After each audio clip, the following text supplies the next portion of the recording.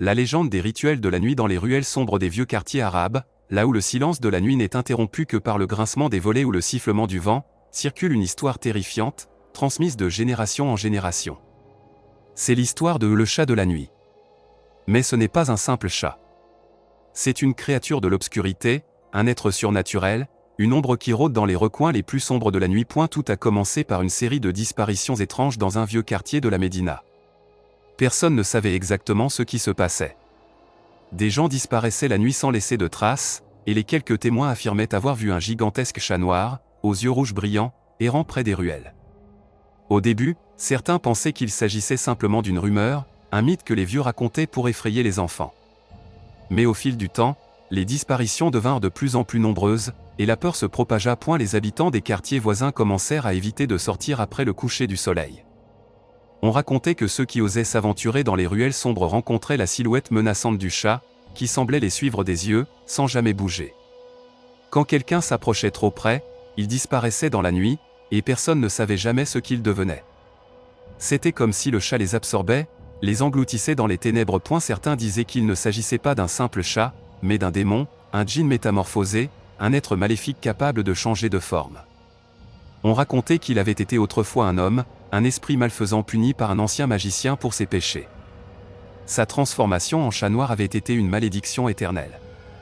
Ses yeux rouges n'étaient pas seulement un trait physique, mais un symbole de sa colère et de sa faim insatiable pour l'âme des vivants. Au fil des années, l'histoire du chat de la nuit se répandit bien au-delà de la Médina. Chaque ville, chaque village semblait avoir sa propre version de la légende. Mais dans tous les récits, un élément restait constant, ce chat mystérieux n'apparaissait que la nuit, dans les endroits les plus sombres et les plus isolés. Il était dit qu'il avait la capacité de se fondre dans l'ombre, d'être aussi invisible que le vent, jusqu'à ce qu'il choisisse de révéler sa présence. Un soir, une jeune fille nommée Léla, originaire d'un village isolé, entendit parler de cette créature par sa grand-mère. La vieille femme, le visage marqué par les années et les secrets, lui avait confié que le chat n'était pas qu'un simple prédateur, mais un être extrêmement intelligent. Il observait ses victimes avant de les attaquer, les suivant silencieusement dans les ruelles sombres, se nourrissant de leur peur.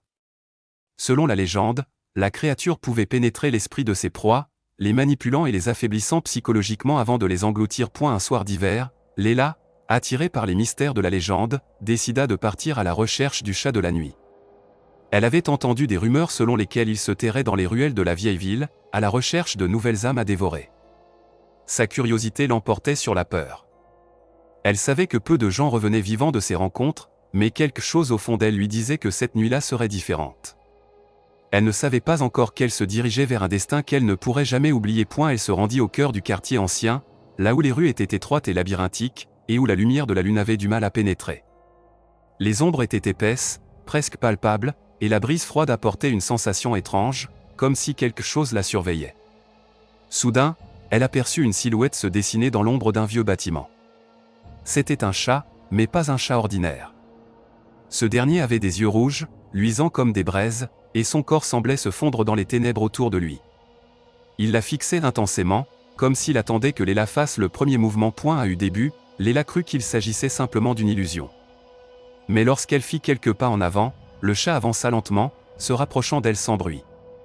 Son regard perça l'obscurité, hypnotique et dangereux. Il se dressa sur ses pattes, plus grand que tout autre chat qu'elle ait jamais vu, et émit un bruit sourd, comme un grondement profond. C'était comme si le chat n'était qu'une partie d'un tout plus vaste, une force qui contrôlait tout autour d'elle. Léla, prise de panique, voulut reculer, mais ses jambes ne lui obéissaient plus.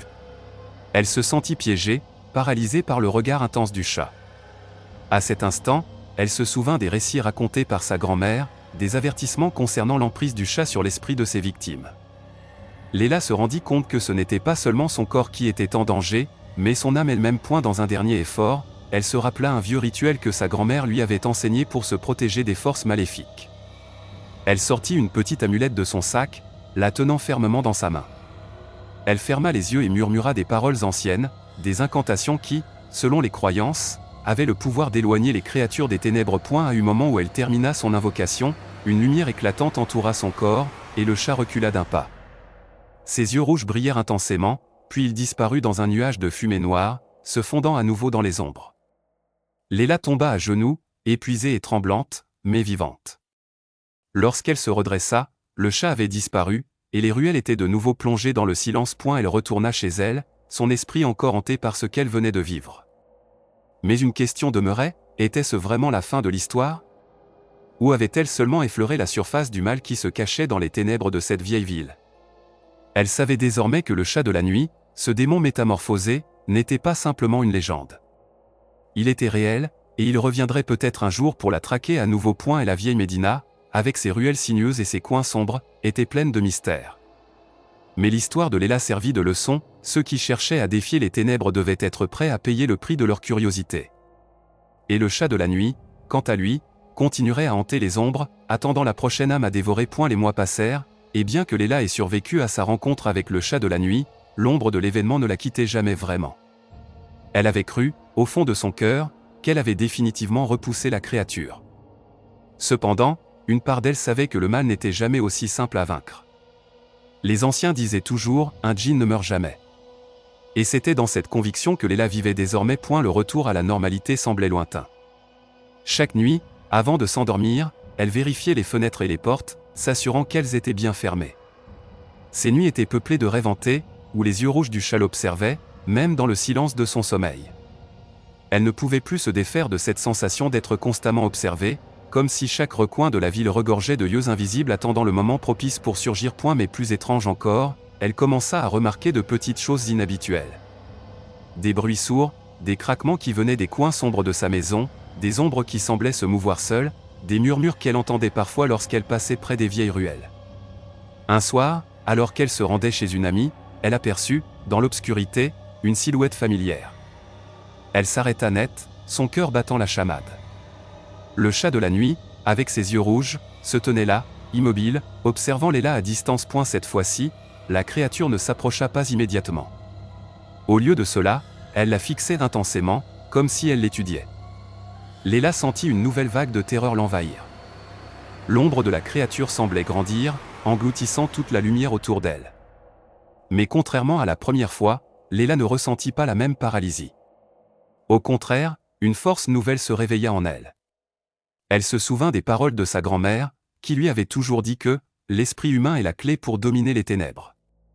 Peut-être que ce n'était pas seulement la créature qu'elle devait combattre, mais aussi la peur qui l'habitait. Cette fois, au lieu de reculer, Léla s'avança vers l'animal. Elle n'avait aucune idée de ce qu'elle allait faire, mais une chose était claire, elle ne pouvait pas laisser cette peur contrôler sa vie plus longtemps. Le chat fit un mouvement brusque, mais Léla, forte de sa nouvelle résolution, récita les mots qu'elle avait appris et qu'elle n'avait jamais osé utiliser de manière aussi déterminée. Ces mots étaient durs et fermes, et ils résonnèrent dans l'air, comme un défi. Le chat, soudainement pris d'une frénésie inexplicable, se lança vers elle à une vitesse vertigineuse. Mais avant qu'il n'atteigne Léla, il s'arrêta brusquement, comme s'il était entravé par une force invisible. Ses yeux rouges s'illuminèrent d'une lueur de rage pure. Un cri perça l'air, un cri de douleur et de colère, avant que la créature ne disparaisse dans un nuage de fumée noire, se fondant dans les ténèbres de la nuit. Léla tomba à genoux, épuisée, le souffle court. Elle savait que ce n'était pas une victoire définitive, mais elle avait réussi à repousser la créature pour un moment. Ce combat n'était pas seulement une question de puissance, mais de volonté. L'esprit humain pouvait affronter même les plus grandes ténèbres, à condition de ne jamais céder à la peur.